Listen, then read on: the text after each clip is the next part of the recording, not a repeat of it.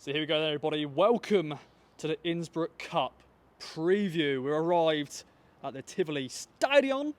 That's what you call it? Yeah, you got it right this time. Took a take or two. To me, yeah, as you all know, I can't pronounce things. But yeah, in Austria for the second time. We're here the day before the big tournament, the Innsbruck Cup. Alex, let me know some stats, some info on the teams we're facing. I know them, but let the viewers know, just in case they don't know. Yeah, well, I think for starters, the tournament in itself is an interesting setup. It was announced quite late, so I don't think there's going to be a great deal of town fans making the trip over to Innsbruck. Flights aren't that regular, and you have to go a long way down to Gatwick to get over here. So not the easiest. A slightly strange setup in the fact it's going to be 60-minute games as well. So that'll be unique for town, a different kind of test, short bursts of energy, where they're not going to necessarily need to play the full 90, and players will probably get to play the full games in this case with the split squad, which we expect McKenna to roll with tomorrow or today, whenever you end up watching this preview. Two very, very difficult games. RB Leipzig, obviously a side that many people will be familiar with from their Champions League exploits, a side that really rose through the ranks. Not best liked in Germany due to the fact that they used some interesting means to just basically come from nothing in 2009 when they were formed, ended up pretty much rifling their way all the way through up the leagues in their first season in the top flight. They finished second. They have a lot of money to spend, given the fact that they are financed by Red Bull, and you're going to see it in the players they've got on the pitch tomorrow. With Werder Bremen, a side that maybe fewer people recognise off the back, but they're a team who are historically the third biggest club based on their performances in the Bundesliga. The all-time Bundesliga table, they rank behind Bayern Munich and Borussia Dortmund. So they really do have a lot of pedigree behind them. I believe it's 4 Bundesliga titles. They've won a number of DFB Pokals as well. Probably butchered that pronunciation. German Cups. Yeah. You know, we'll go with that for people who don't know.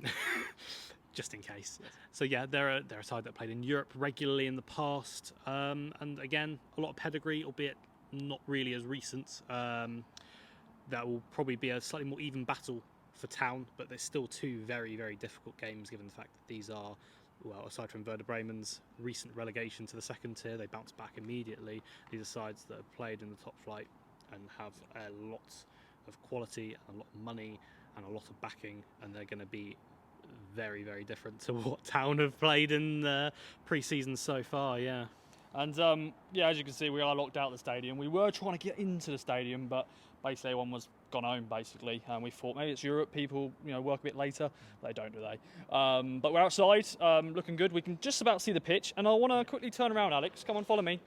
Look at this beautiful scenery, lovely mountains. The sun is shining here in Innsbruck this evening.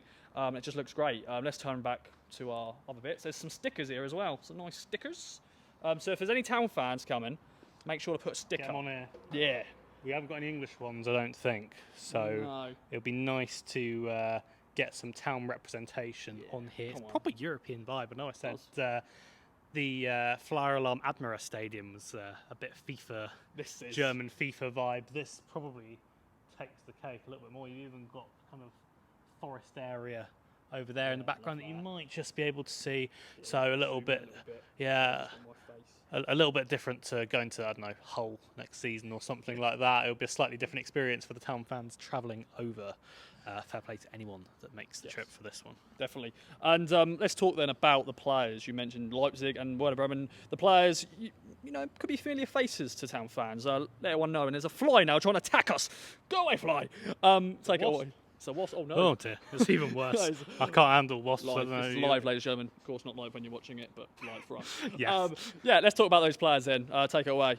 Yeah, there'll be a few familiar faces. I'm pretty sure everyone remembers Timo Werner from his Chelsea days. Not necessarily a signing that worked out, but very few Chelsea strikers tend to work out. I think it's a cursed number 9 shirt they have. He's back at RB Leipzig on a permanent deal. He started off here before he came to English football. He's back. It'd be interesting to see whether he plays. There'll be a couple of faces in the Werder Bremen team as well. Oliver Burke's going to be one that players will recognise.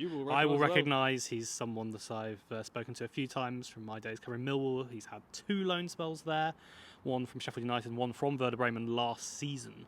So he's someone with explosive pace, maybe not quite the finishing to go with it, but he's a remarkable athlete.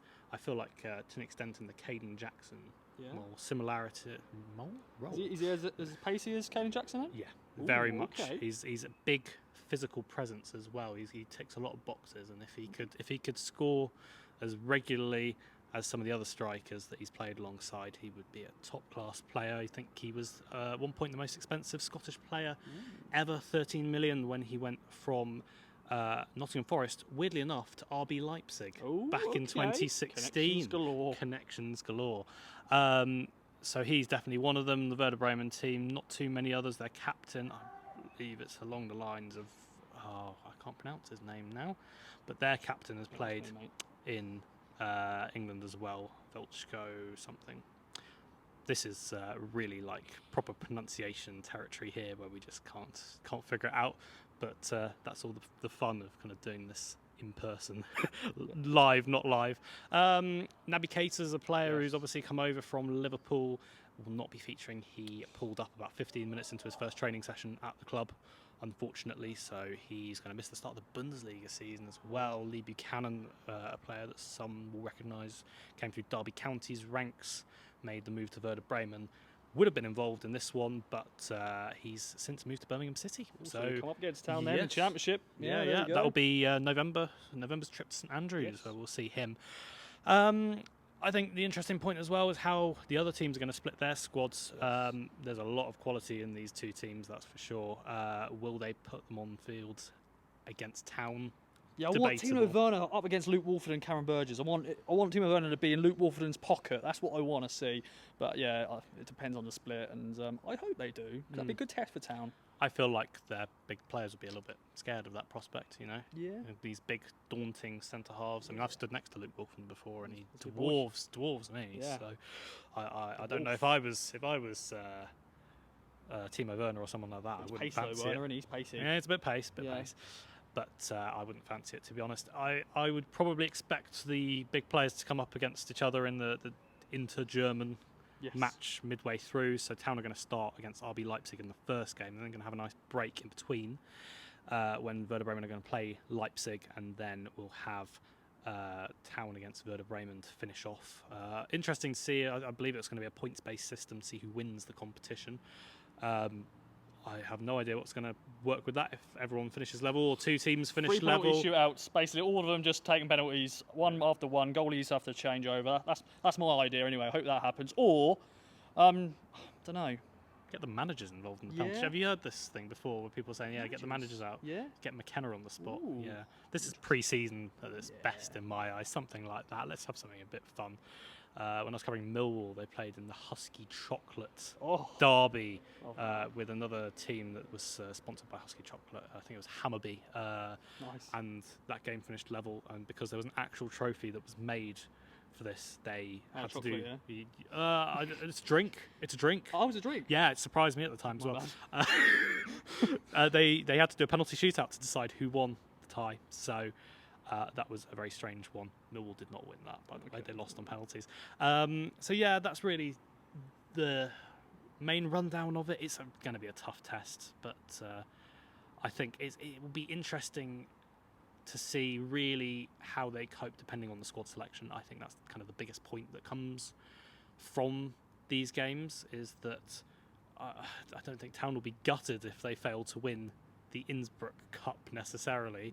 However, you think if Leipzig are in a position where they might want to rotate their team to play Town, and Werder Bremen might do the same, and Werder Bremen is a slightly easier opponent, could they get a couple of positive results? It's not about the results, it's about the performance more than anything. That's what McKenna wants to see. It's what McKenna saw against Preston, less so in the Stevenage-Cambridge double header, and a bit more again against Luton. So it's about keeping that momentum. We're not far away from Sunderland now, and maybe we'll see a team similar to what he goes with at Stadium Light tomorrow afternoon. Yeah, of course, these are the final 2 pre-season games until the big cock-off in the Championship, so should be a really good afternoon, Alex. I'm looking forward to it. Hopefully you've been okay with my hands with this, trying to hold this gig. I didn't bring my tripod, rookie move from me, but there we go. That is us done. Final question though for Alex. Town are going to win it, aren't they? They're going to win the Innsbruck Cup. Of course they are. Surely. I think we'll have something like everyone's going to draw each other, and we're all going to have to do a massive like round robin penalty shootout. And Walton, who obviously made that mistake against Stevenage, is going to be fired up, and he's going to just save everything that comes at him. And Town will have. I want to see the whole shebang. I want to see like pyro confetti explosion. You know, like with the Champions League when they have the podium around the players and they all lift it up and it all just explodes on the spot. That's what I want to see with the Innsbruck Cup. I hope they've got like a proper cup made up. Yes, I've tried to find out. Yeah. We haven't been able to find out yet. We thought we might have seen it inside, but I'm now starting to doubt whether that massive piece of metal was indeed the Innsbruck Cup. But we'll find out tomorrow when we're back here again. Yes, my friend. Well, thanks for watching our preview for the Innsbruck Cup. Easy for me to say. Follow coverage with us, of course, online and on video. See you soon, guys. Let's go.